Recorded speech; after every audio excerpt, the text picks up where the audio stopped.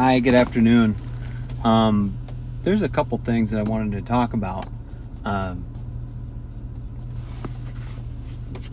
but I thought I'd just start here in Hebrews 6. And Hebrews 6 has been made so scary through false teachers and a just onslaught of attack towards what Paul is actually trying to say. And I'm not going to go through the warning. I've talked about that before, but after this warning, he says some of the most incredible things, and the enemy doesn't want you to get this far, but it is so good. It says, "But beloved, we are persuaded better things of you, and things that accompany salvation, though we thus speak. For God's not unrighteous to forget your work of labor and of love, which you have showed towards his name, and that you have ministered to the saints and do minister." And who is the one working? It's Christ. Christ works mighty within us. It's the working of God in the resurrection life that he gave us. He is the one doing it. Paul said, "It's not I. It wasn't even me, but it was the grace of God in me." Christ is the one who labors. So God is not unrighteous to forget.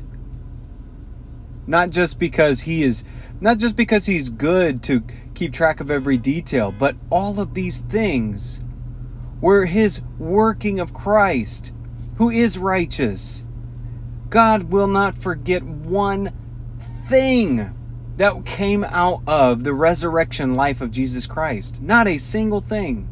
And that is encouraging, because if it was just me, I don't look at anything that I've done as anything.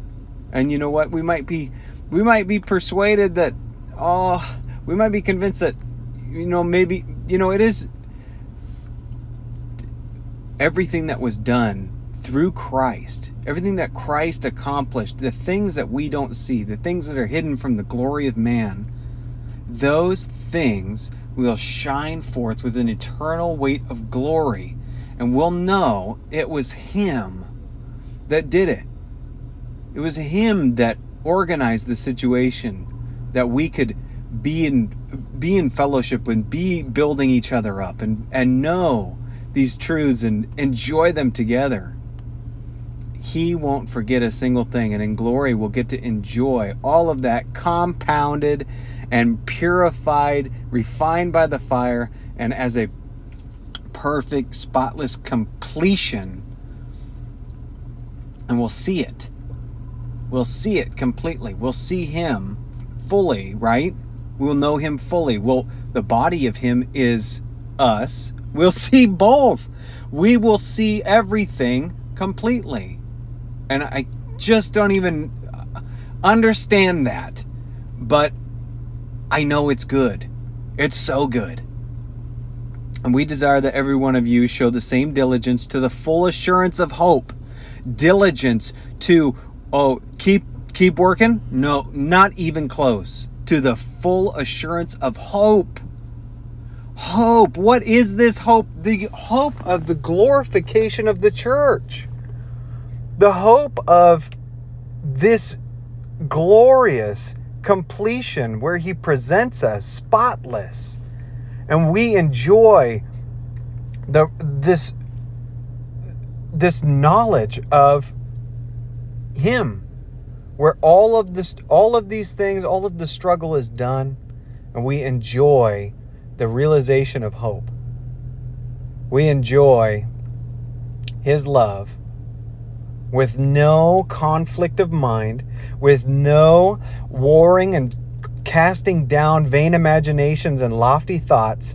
No, only purity, which is him and everything that has to do with him, everything that was done in him, everything that he did, that was truly him working.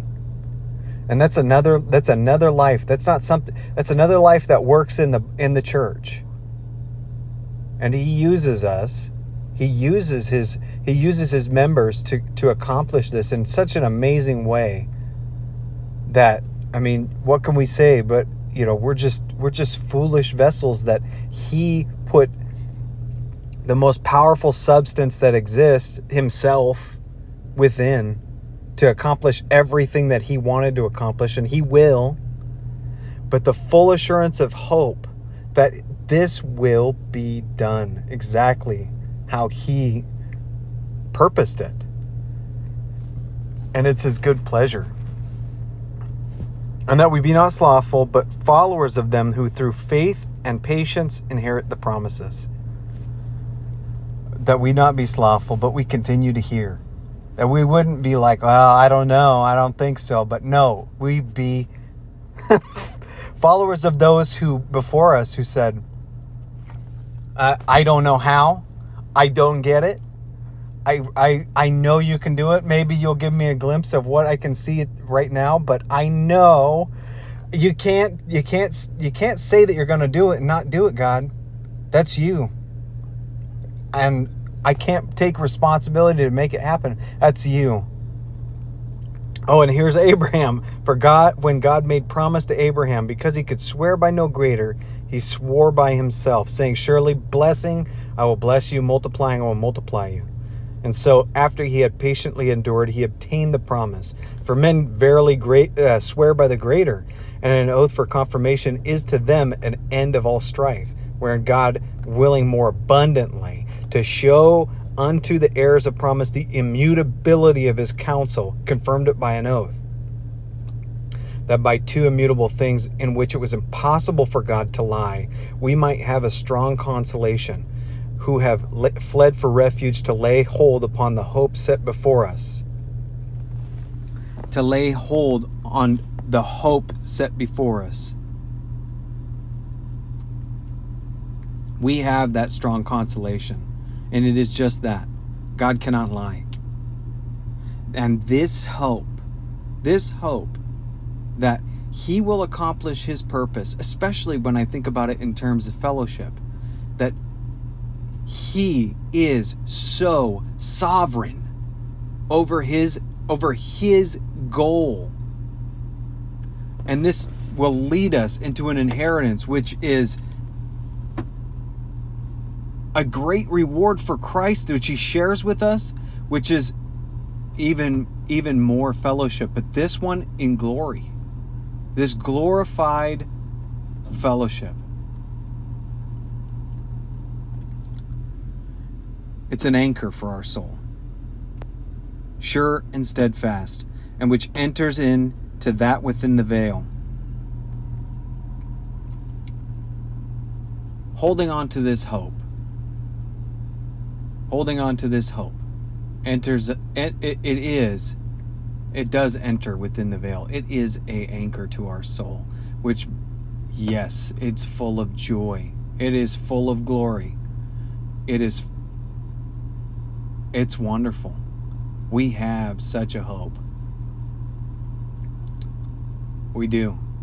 And not just individually, but corporately. One, we know that, hey, there is nothing. He comes without reference to sin. He comes without reference to sin. He comes to present us as a spotless, righteous bride, complete. And everything else that needs to be burned up will be. And that's not just a negative thing. That's a very good thing. That is a good thing. And for right now, for today, to enjoy Christ today, that hope of completion, which we already are of that day, you taste it with that hope. Why? Because it enters within the veil. It enters within the veil. It enters the holiest. That hope. It is something to be enjoyed today. It's fantastic. It's amazing. I'm tasting it for sure. Okay, I gotta go. Take it easy. Bye.